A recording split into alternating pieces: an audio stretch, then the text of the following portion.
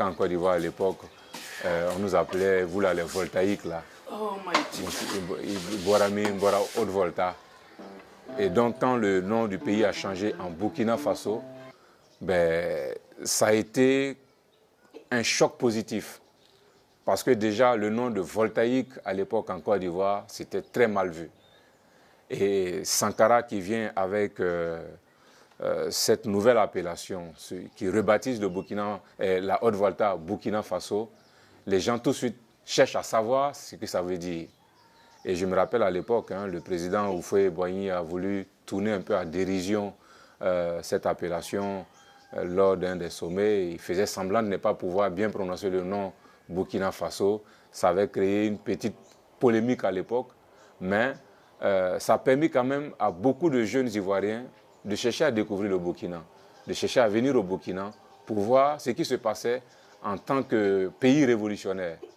Voilà, et c'est avec le temps que j'ai su qu'il y avait des jeunes Maliens, des jeunes du Cameroun, des jeunes de presque partout l'Afrique venaient pour voir ce pays-là qui a de façon définitive voulu tourner le dos à ce passé colonialiste. Haute-Volta, ça veut dire quoi? Ça ne veut rien dire pour nous. Mais Burkina Faso, le pays des hommes intègres, la terre de l'intégrité, de la dignité, ça voulait dire quelque chose. Voilà, donc ça déjà, pour nous, c'était quelque chose d'extraordinaire et de se faire respecter à nouveau par des gens qui, de par le passé, vous voyaient d'une autre façon, quoi. Sankara, Sankara, mon président. Sankara, Sankara du Burkina. Mais moi, je viens au Burkina Faso en 85. Un an après justement le changement du nom du pays, d'hymne national et du drapeau. Et je suis de fait pionnier sous la Révolution parce que j'étais inscrit en classe de 6e, pionnier, oser lutter, savoir vaincre, vivre en révolutionnaire, mourir en révolutionnaire, les armes à la main, la patrie ou la mort, nous vaincrons. Voilà. Donc on vous apprenait à chanter l'hymne national en français et aussi en langue nationale. Ça a été chanté en moré, en dioula et d'autres langues. Et je me rappelle un peu le début, hein, Burkinba, Pindi Kiska, Wondbo, Layande, Halyum Tuhri. On nous a appris tout ça. Donc, voilà, c'était de créer un nouveau type de citoyen, de passer du voltaïque. Voilà, qui est complexé, voilà, très complexé, de passer de ce statut de complexé à celui de quelqu'un qui retrouve sa fierté, sa dignité et qui est prêt à se battre pour cela. Voilà, donc le changement du nom du pays, le changement de l'hymne national et le changement du drapeau, qui est un drapeau progressiste. Et moi, je me suis reconnu dans ce drapeau un peu plus tard, de façon renforcée, parce que c'était aussi les couleurs Rasta. Et ces couleurs, beaucoup de gens ne savent pas. Ces couleurs ont pour origine même la révélation dans la Bible, l'Apocalypse dans la Bible. Le rouge, le jaune et le comment on appelle là, le vert, vert, jaune, rouge, les couleurs du Rasta. Et presque tous les pays africains qui s'étaient inscrits dans la lignée progressiste portaient ces couleurs-là. Ça, je me fais toujours accompagner par mon drapeau comme ça. Yes. Et où est-ce qu'il est?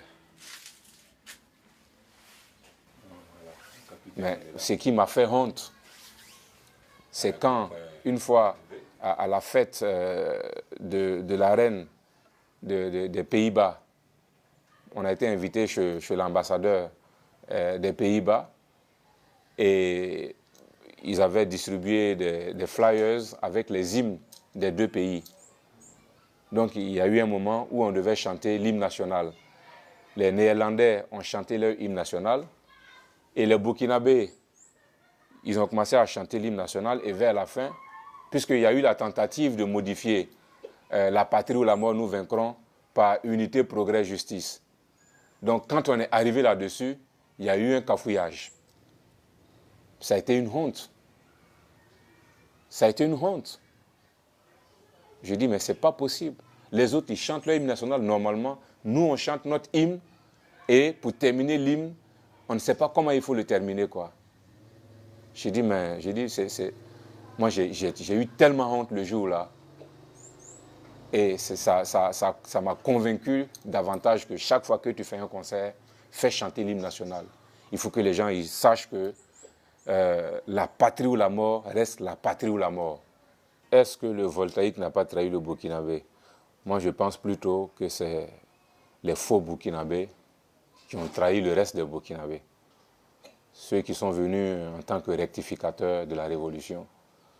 On a compris que c'était beaucoup plus des gens qui étaient là pour leur ventre et leur bas-ventre. Ce n'est pas pour l'intérêt collectif, quoi. Et la preuve aujourd'hui, on apprend que pour des histoires de vol d'enfants ou bien de trafic d'enfants, le commissariat de Houndé a été incendié. C'est-à-dire qu'il y a une crise entre les gouvernés et les gouvernants. L'autorité même là n'existe pratiquement plus. Voilà. Quand je lis par exemple l'interview de Blaise Compaoré dans Jeune Afrique qui dit que la peur pour lui, c'est de voir s'écrouler tout ce qu'il a pris le temps pour construire durant toutes ces années. Moi je dis pour quelqu'un qui réfléchit, c'est un aveu d'échec.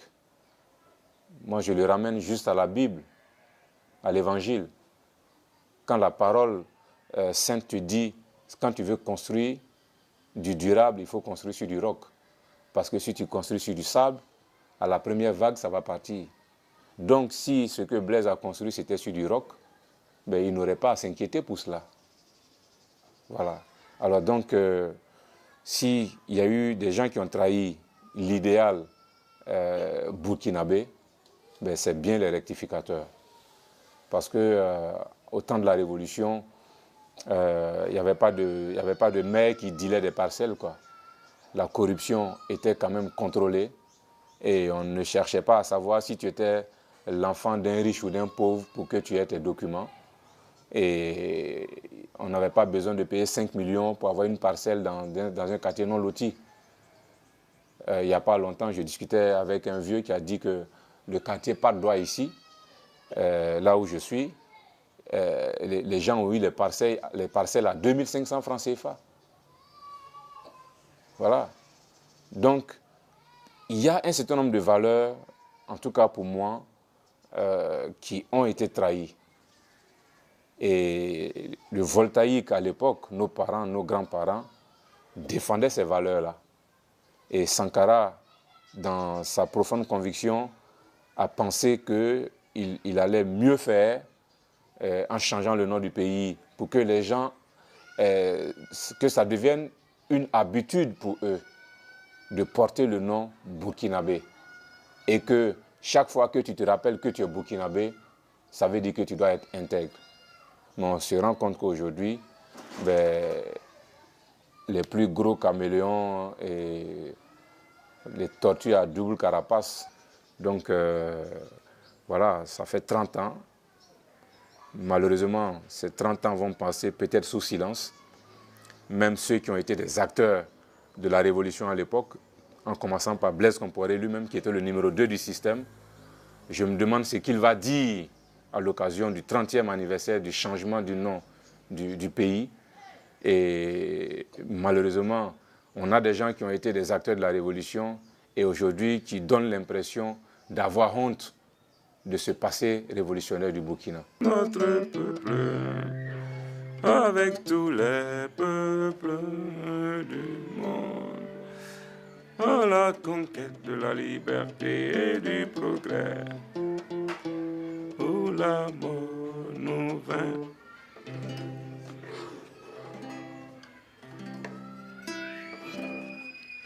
Droit Libre TV, la web télé 100% droits humains, 100% liberté d'expression.